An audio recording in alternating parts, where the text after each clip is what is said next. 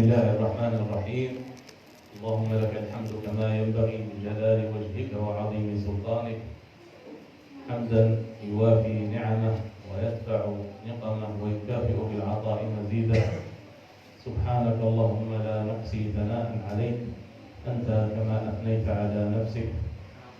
اللهم صل وسلم وبارك على سيدنا ومولانا وحبيبنا وعظيمنا ونور قلوبنا محمد الفاتح الخاتم وعلى آله وصحبه أجمعين. ورضي الله تعالى عن القطب المكتوم والبرزخ المختوم والختم المحمدي المعلوم سيدنا ومولانا أحمد التجاني رضاء يشملنا وإياكم إن شاء الله تعالى. أيها الأحباب، أحباب رسول الله صلى الله عليه وسلم وأحباب شيخنا ومولانا سيدي أحمد التجاني رضي الله تعالى عنه، السلام عليكم ورحمة الله تعالى وبركاته. وعليكم السلام. Para hadirin, beliau mengawali tausiahnya untuk kita dengan memuji kepada Allah Subhanahu wa taala dengan segala limpahan rahmat dan nikmat-Nya untuk kita semua, dan berselawat kepada Al-Hadi Al-Khatib yaitu Rasulullah sallallahu alaihi wasallam, dan mohon kepada Allah untuk senantiasa melimpahkan keridhaan-Nya untuk kita, untuk guru kita Sayyidina wa Qudwatina bin Abbas sahabat Muhammad At-Tijani radhiyallahu anhu. Dan beliau mengawalinya dengan salam ahli surga, yaitu Assalamualaikum warahmatullahi wabarakatuh. Waalaikumsalam. نحمده سبحانه وتعالى أن هيأ لنا أسباب هذا اللقاء مجددا، وجمعنا الله وإياكم في هذا اليوم المبارك على هذه المائدة المباركة، مائدة ذكر الله والمحبة في رسول الله والمحبة في شيخنا ومولانا سيدي أحمد التجاني. Para ikhwan rahimakumullah, beliau juga bersyukur kembali di mana di akhir hari Jumat menjelang maghrib ini kita dihadirkan di tempat ini untuk menerima hidangan lezat berupa zikir dan cinta kepada Allah Subhanahu wa taala, juga memperdalam kecintaan kita kepada Rasulullah sallallahu alaihi wasallam, serta meneguhkan cinta kita kepada guru kita Sayyidi Syekh Ahmad bin Muhammad At-Tijani radhiyallahu anhu. قال تعالى: الذاكرين الله كثيرا والذاكرات أعد الله لهم مغفرة وأجرا عظيما. وقال سبحانه وتعالى: يا أيها الذين آمنوا اذكروا الله ذكرا كثيرا. وقال رسول الله صلى الله عليه وسلم: إن لكل شيء سقالة، وسقالة القلوب ذكر الله، وما من شيء أنجى من عذاب النار من ذكر الله. Para ikhwan rahimakumullah, beliau mengutip firman Allah Subhanahu wa taala bahwa Allah Subhanahu wa taala berjanji kepada orang baik laki-laki maupun perempuan yang banyak berzikir kepada Allah, maka Allah menjanjikannya kepada mereka ini adalah ampunan. Kemudian menjanjikan ampunan termasuk juga menjanjikan rahmat yang sangat-sangat besar dari Allah Subhanahu wa taala. Kemudian juga beliau mengutip firman Allah Subhanahu wa taala di mana Allah menganjurkan kepada orang-orang yang beriman. Jadi ya ayyuhalladzina amanu, bukan ya ayyuhan nas, tapi ya ayyuhalladzina amanu. Kalau ya ayyuhan nas semua orang. Tapi khusus berzikir kepada Allah yang dipilih orang-orang beriman saja, yang dapat anjuran untuk banyak berzikir sebanyak-banyaknya kepada Allah Subhanahu wa taala dan banyak bertasbih baik pagi maupun sore. Kemudian juga para hadirin, Rasulullah sallallahu alaihi wasallam juga memberikan arahan kepada umatnya ya, agar supaya bisa menikmati hidangan dari Allah Subhanahu wa taala, yaitu berupa zikrullah, karena dengan banyak berzikir ini maka batiniah kita, akhlak batin kita ini akan menjadi lurus kepada Allah Subhanahu wa taala. ولا يخفى على كريم علمكم أن رسول الله صلى الله عليه وسلم رتب لشيخنا ومولانا سيدي أحمد التجاني ومن خلاله رضي الله عنه لجميع من انتسب إلى هذه الطريقة، رتب لهم هذه الأذكار الثلاثة. ولم يرتب هذه الأذكار فقط، وإنما هو صلى الله عليه وسلم من وضع لهذه الطريقة شروطها، وهو صلى الله عليه وسلم من وضع لهذه الطريقة آدابها، وهو صلى الله عليه وسلم من وضع لهذه الطريقة أركانها. فما من شيء أخبرنا به الشيخ رضي الله تعالى عنه كان منه صلى الله عليه وسلم. فالطريقة طريقة رسول الله صلى الله عليه وعلى آله وصحبه وسلم، هنيئا لكل من انتسب إليه. Para ikhwan rahmatullah, jadi kata beliau, kita sudah tahu semua bahwa rangkaian zikir yang biasa kita lakukan ini adalah rangkaian zikir yang disusun langsung oleh Rasulullah sallallahu alaihi wasallam. Jadi baik lafalnya, termasuk urutannya, termasuk jumlahnya, termasuk syarat-syaratnya, termasuk adab-adabnya. Jadi adab kita ini dalam berzikir memerlukan adab, memerlukan tata krama, kata orang Jawa. Kalau bahasa Betawi apa tata krama ini? Adab ini. Adab etika ya. Etika. Ya. Jadi termasuk etika ketika kita berzikir, termasuk juga semua, bahkan jaminannya itu berasal dari hadrat Rasulullah sallallahu alaihi wasallam langsung kepada guru kita Syekh Ahmad bin Muhammad At-Tijani radhiyallahu anhu, sehingga thariqah ini thariqah yang bacaannya simpel, sedikit, mudah kita amalkan ini adalah thariqahnya Rasulullah sallallahu alaihi wasallam. Oleh karena itu, barang siapa yang istiqomah mengamalkannya dengan syarat-syarat yang telah ditentukan tadi, maka dia akan mendapatkan keutamaan yang sangat besar. قال رسول الله صلى الله عليه وسلم في الحديث الشريف: لا يبعثن الله أقواما على منابر اللؤلؤ تغبطهم الناس ليسوا بأنبياء ولا شهداء. قال: فجثى أعرابي على ركبتيه وقال: جلهم لنا نعرفهم يا رسول الله. قال صلى الله عليه وسلم: هم المتحابون في الله من قبائل شتى ومن بلاد شتى يجتمعون على ذكر الله يذكرونه.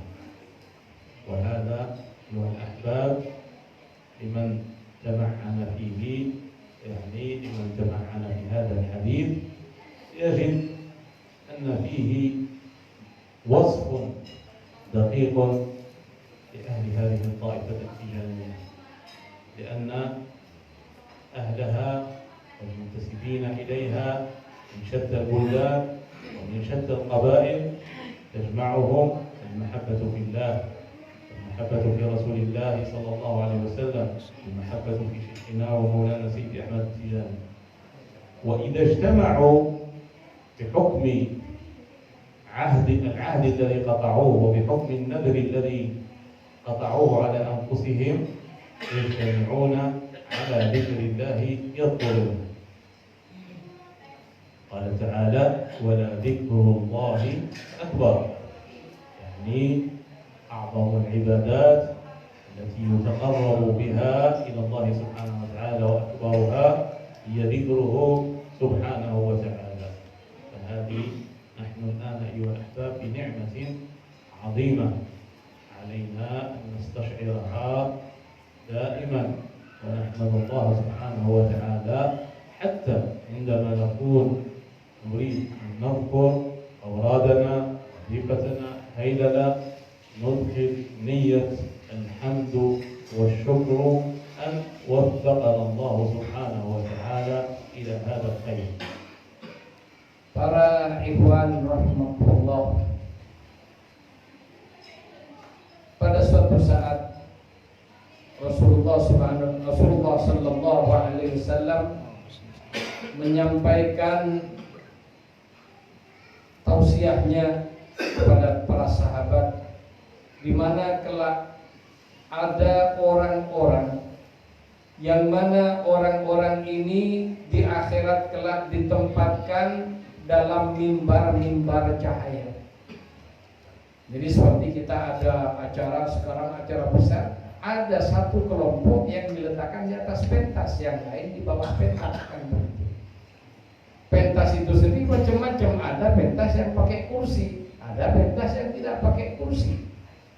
Yang pakai kursi pun ada lagi kelasnya, ada yang pakai macam-macam, ada hidangannya, ada minuman dan makanan.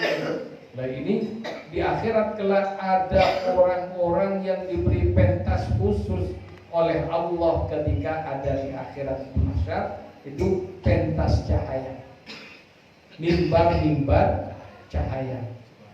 Padahal mereka ini nabi bukan, jadi bukan ulama, ya bukan, ya orang-orang biasa.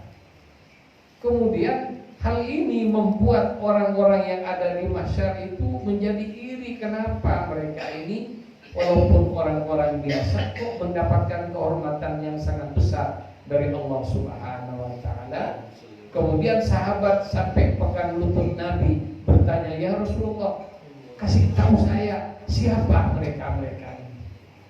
Kok mendapatkan kehormatan seperti itu dari Allah Subhanahu wa taala?" Kemudian Rasulullah menjelaskan, mereka itu adalah orang-orang yang datang dari berbagai penjuru dunia, dari berbagai suku, ada yang hitam, ada yang sawo matang, ada yang kuning, ada yang putih, ada yang bersih, sampai ada yang kumus-kumus. Kalau di dunia tidak dianggap. Kenapa? Ya sama lah, ini orang banyak melihat fisiknya aja. Tapi di sisi Allah kelak orang-orang ini yang datang dari berbagai penjuru dengan macam-macam, inilah pakaiannya macam-macam. Walaupun tadinya mereka tidak kenal, setelah kenal berkumpul berzikir kepada Allah, ya berkumpul dalam rangka zikrullah, dan mereka saling satu sama lain saling mengasihi. Cinta mencintai karena Allah, cinta mencintai karena Rasulullah, cinta mencintai karena wali Allah, yaitu Sayyidi Syekh Ahmad bin Muhammad At-Tijani radhiyallahu anhu. Sehingga mereka dengan modal hal tersebut mendapatkan kehormatan dari Allah Subhanahu wa taala berupa diletakkan di mimbar cahaya di mana orang lain tidak mendapatkan kehormatan tersebut. Dan ini yang bikin ngiler orang-orang pada saat itu, dan bahkan iri karena mereka butuh mendapatkan kehormatan dari Allah Subhanahu wa taala yang ternyata di dunia, yaitu macam-macam suku, macam-macam bangsa, macam-macam warna kulit, ini saling berkumpul mutabaqillah, ya karena saling senang cinta mencintai karena Allah, karena Rasulnya, karena wali dan kekasihnya Syekh Ahmad At-Tijani radhiyallahu anhu. Dan beliau berdoa semoga kita tergolong dengan أيها الأحباب، طريقة الأوراد التي رتبها النبي صلى الله عليه وسلم أوراد تربية، فذاكر هذه الأوراد الثلاثة يجب أن تربيه وترقيه، وتظهر أحوال هذه الأوراد في سلوكه. قال رسول الله صلى الله عليه وسلم: الدين المعاملة. وقالت العلماء: المعاملة يختبر بها دين المرء. إذن من أخذ هذه الطريقة يجب أن تصلح أحواله مع الخلق مع المسلمين، وآخذ ذلك مع إخوانه بالطريقة التجارية. الطريقة ليست مسألة جوارح، أي أن اللسان ينطق بالاستغفار أو ينطق بالصلاة على النبي صلى الله عليه وسلم، أو ينطق بالكلمة المشرفة لا إله إلا الله وينتهي الأمر هنا. لا، الطريقة يجب أن نأخذها كما أوصى بها الشيخ رضي الله تعالى عنه: نوفر نستحضر كل شروطها وكل آدابها وكل أركانها كي نتحقق بمقصدها الحقيقي، وهو التوجه الصادق الخالص إلى الله سبحانه وتعالى. أيها الأحباب، الطريقة طريقة تربية، طريقة اجتمعت فيها مراتب الدين الثلاث كلها: الإيمان والإسلام والإحسان. Para ikhwan rahimakumullah, jadi ini pentingnya kenapa kita menyempatkan diri setelah wadifah ailalah tiap Jumat ini kita ngaji. Kenapa? Thariqah itu bukan hanya zikir saja, bukan. Kata beliau, kalau hanya zikir, kalau hanya kita baca istighfar, baca selawat, baca la ilaha illallah, semua orang bisa. Ake tunggali, kata orang Jawa, ake tunggali. Semua orang bisa kalau itu. Tapi ada hal lain yang wajib kita perhatikan dalam thariqah ini. Yang pertama yang wajib kita perhatikan, tidak semua orang membaca wirid thariqah itu adalah orang thariqah, tapi dia harus melalui proses perizinan dengan baiat, di mana dari situlah nanti yang bersangkutan secara rohani mendapatkan tarbiyah dari Syekh Ahmad bin Muhammad At-Tijani radhiyallahu anhu dan dari Rasulullah sallallahu alaihi wasallam. Jadi mendapatkan tarbiyah artinya mendapatkan bimbingan rohani. Rohaninya dituntun agar supaya tidak tersesat di atas sajadahnya, agar supaya tidak tersesat di dalam masjid, agar tidak tersesat di dalam zawiyah. Kenapa? Banyak orang berpikir ujung-ujungnya bukan menuju Allah, tapi menuju selain Allah. Lah ini orang-orang ini dohirnya baik, tapi batiniahnya malah tersesat, tidak menuju Allah, tambah jauh dari Allah Subhanahu wa taala. Oleh karena itu, ya di sini dalam thariqah ini ada tarbiyah. Dan selanjutnya meningkat lagi pada tingkat tarbiyahnya.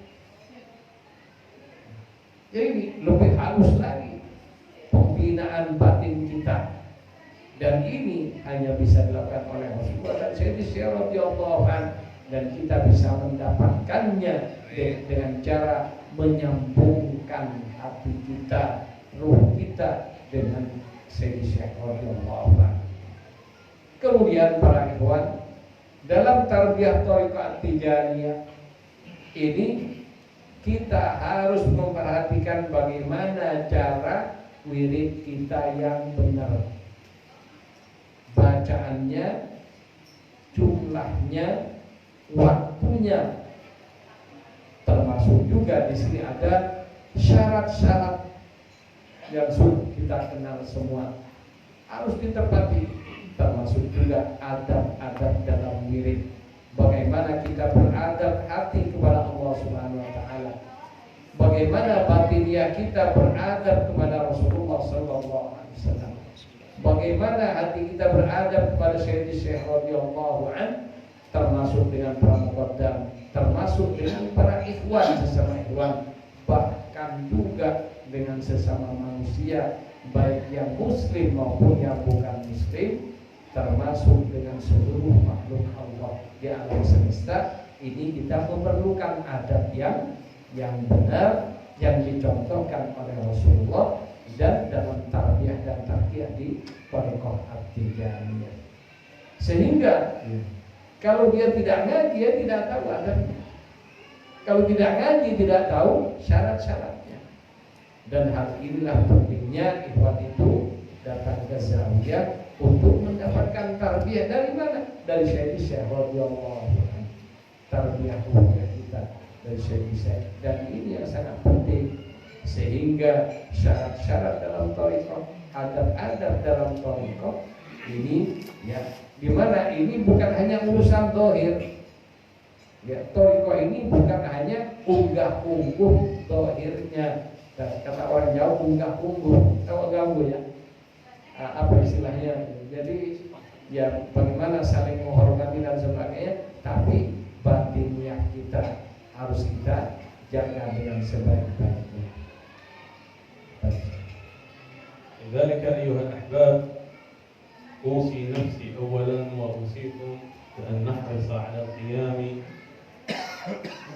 بشروط هذه الطريقة وبآدابها، ونراقب بعد ذلك أحوالنا، هل هي بتغير، هل هي بإقبال على الله سبحانه وتعالى، لأن أحوال المريد بعد أخذ هذه الطريقة لا شك تتغير، لأن هذه الأوراد فيها سر الشيخ التجاني، وفيها سر رسول الله صلى الله عليه وسلم، وفيها سر الله سبحانه وتعالى.